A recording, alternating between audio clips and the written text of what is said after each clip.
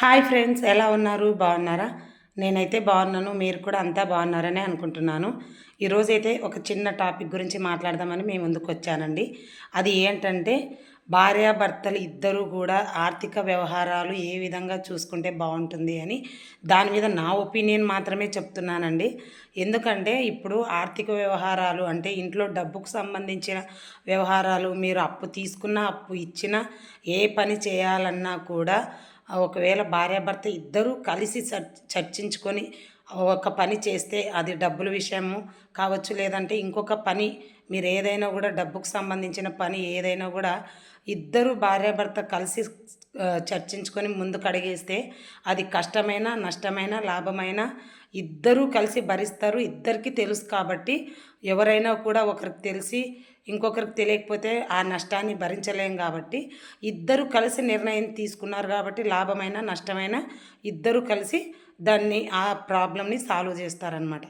అలా కాకోకుండా భర్త మాత్రమే ఆర్థిక వ్యవహారాలు గురించి భార్యతో ఎటువంటి ఇన్ఫర్మేషన్ కూడా ఆమెకు లీక్ చేయకుండా గోప్యంగా ఉంచి తను అప్పులు ఇవ్వడం కావచ్చు, అప్పులు తీసుకోవడం కావచ్చు, లేదంటే డబ్బు పెట్టి ఏదైనా వ్యాపారం చేయడం కావచ్చు, ఏదైనా కూడా భార్యకు తెలియకుండా ఈ వ్యవహారాలన్నీ నడిపినప్పుడు లాభం వస్తే ఏమంటారు, ప్రతి మగాడి విజయం వెనక ఆడది ఉంటుంది అని అంటారో లేదో ఈ సమాజం. కానీ ఒకవేళ నష్టం వచ్చింది అన్నారో వాళ్ళు చేసిన పనిలో ప్రతి మగాడి అపజయం వెనక ఆడది ఉంది అని మాత్రం ఈజీగా ఈ సమాజం ముద్ర వేస్తుందండి.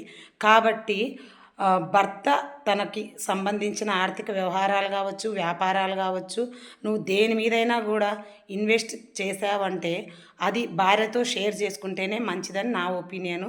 ఒకవేళ కొంతమంది ఏమండి మీరేం బాగానే చెప్తున్నారు, మా ఇంట్లో నాది ఏమి లేదు, డబ్బుకు సంబంధించిన వ్యవహారం అంతా కూడా నా భార్య నడిపిస్తుంది అని కూడా అనేవాళ్ళు ఉంటారు. కాబట్టి అలాంటి వాళ్ళైనా కానీ మీ భర్తతో షేర్ చేసుకోండి. మీరు ఏ పని చేసినా ఆ డబ్బు దేనికి యూజ్ చేసినా మీరు దానికి సంబంధించిన వ్యవహారాలు మీ లైఫ్ పార్ట్నర్తో షేర్ చేసుకుంటే అది ఏమైనా లాభమైనా మనమే హ్యాపీ, నష్టం వచ్చినా మనమే కలిసి సాల్వ్ చేసుకుంటాం. ఏ కష్టం వచ్చినా కలిసి ఇద్దరు కలిసి భరించి దాన్ని ఆ ప్రాబ్లం నుంచి బయటపడేలా చేసుకుంటాం. కాబట్టి మీరు ఇద్దరు భార్యాభర్త ఇద్దరు కలిసి నిర్ణయం తీసుకొని ఆర్థిక వ్యవహారాల గురించి మీరు వ్యాపారమైనా అప్పు తీసుకున్నా అప్పు ఇచ్చినా లేదంటే మీరు ఏదైనా ఒక డబ్బు మీరు ఎక్కడైనా ఇన్వెస్ట్ చేయాలన్నా ఇద్దరూ కలిసి నిర్ణయించుకుంటేనే మంచి జరుగుతుంది.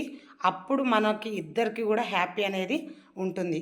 అవునా కాదా నాకైతే కామెంట్ చేయండి. ఇదైతే ఓన్లీ నా నిర్ణయం మాత్రమే అన్నమాట.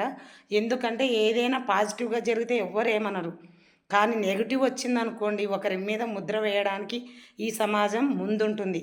కాబట్టి అలాంటి ముద్ర లేకుండా హ్యాపీగా ఉండాలి మన సంసారం అంటే ఇద్దరూ కలిసి ఆర్థిక వ్యవహారాలు చర్చించుకొని ముందుకు అడుగు వేస్తేనే మంచిదని నా అభిప్రాయం అండి. నచ్చితే లైక్ చేయండి, షేర్ చేయండి, కామెంట్ చేయండి, సబ్స్క్రైబ్ చేసుకోవడం మాత్రం మర్చిపోద్దండి. Bye friends.